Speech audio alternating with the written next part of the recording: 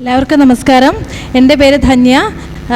ഞാനും ഇതേപോലെ environment relate ചെയ്തിട്ടുള്ള ഒരു ക്വിസ് കോമ്പറ്റീഷൻ അത് എവിടെയോ ഒരു ഗ്രൂപ്പിൽ ഏതോ ഒന്നിൽ കണ്ടപ്പോൾ ആ ഒരു പേര് പറഞ്ഞ ഒരു 10 ക്വസ്റ്റ്യൻ എൻവിറോൺമെൻറ്റിനെ കുറിച്ച് ഒരു 10 ക്വസ്റ്റ്യനിലൂടെ ഒരു 10 വിവരമെങ്കിലും മകന് കിട്ടുമല്ലോ എന്ന് വിചാരിച്ചിട്ട് അതിൽ കൊണ്ടുവന്ന് സൂമിൽ ഇരുത്തി എക്സാം എഴുതിച്ച് ക്വിസ് കോമ്പറ്റീഷൻ പങ്കെടുത്ത് അങ്ങനെ വന്നതാണ്. അങ്ങനെയാണ് ഞാനിവിടെ എത്തിപ്പെട്ടത്, മകനും ഞാനും.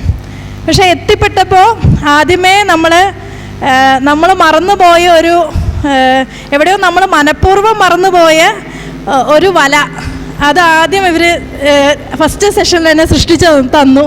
അതിലൂടെ നമ്മൾ എന്തൊക്കെയൊക്കെയോ മറന്നു കിടക്കുന്നുണ്ട്. നമ്മൾ എവിടെയൊക്കെയോ ഇങ്ങനെ നെട്ടോട്ടം ഓടുക എന്നല്ലാതെ നമ്മുടെ ജീവിതം കൊണ്ട് എന്താണോ ഈ പ്രകൃതിയിലും അല്ലെങ്കിൽ ഈ ഭൂമിയിൽ നമ്മളെ കൊണ്ട് എന്ത് ധർമ്മമാണോ ചെയ്യേണ്ടത് അതിലേക്ക് നമ്മൾ എത്തുന്നില്ല.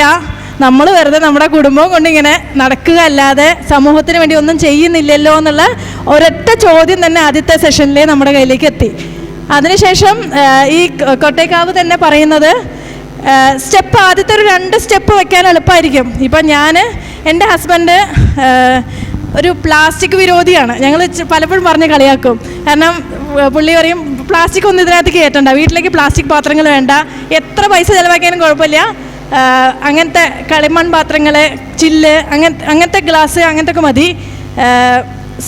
നമ്മൾ കടകളിലേക്ക് പോകുമ്പോഴും കയ്യിൽ പ്ലാസ്റ്റിക് കരുതില്ല, കയ്യിൽ സഞ്ചി കരുതിയിട്ടാണ് പോവുക. സ്ഥിരം അങ്ങനെയാണ്.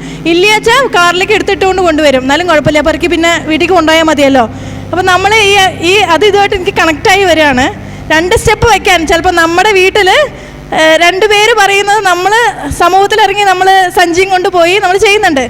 നമ്മൾ 2 സ്റ്റെപ്പ് വയ്ക്കുന്നുണ്ട്, പക്ഷേ സമൂഹത്തിൽ നിന്ന് പലരും കളിയാക്കുന്നുണ്ടാവും.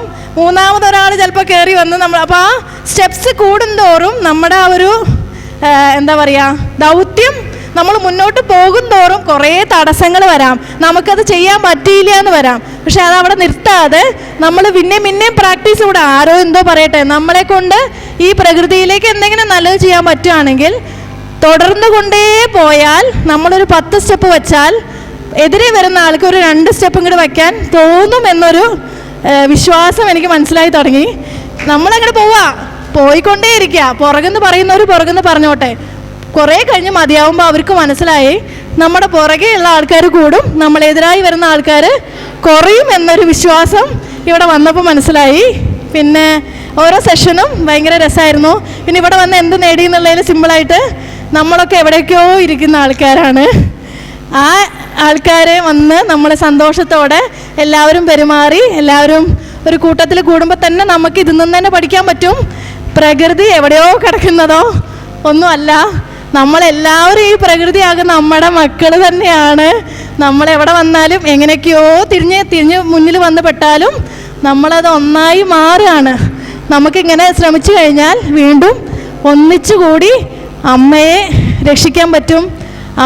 നമ്മുടെ അമ്മമാരെയൊക്കെ സ്നേഹിക്കുന്ന പോലെ പ്രകൃതിയാകുന്ന അമ്മയും സ്നേഹിക്കാനും സംരക്ഷിക്കാനും നമ്മളെ കൊണ്ട് പറ്റുന്ന പോലെ ചെയ്യാൻ പറ്റുന്നൊരു വിശ്വാസമുണ്ട്. ഇനിയും ഇതുപോലുള്ള സെഷനിലേക്ക് എത്തിപ്പെടാൻ ഭഗവാൻ അനുഗ്രഹിക്കട്ടെ. പിന്നെന്താ, ഇത് കണ്ടക്ട് ചെയ്ത ഓരോരുത്തർക്കും മനസ്സ് നിറഞ്ഞ് നന്ദി രേഖപ്പെടുത്താണ്. ഇവരെല്ലാവരും പറയുന്നത് പോലെ നമ്മളൊന്നും ചെയ്യേണ്ടതില്ല.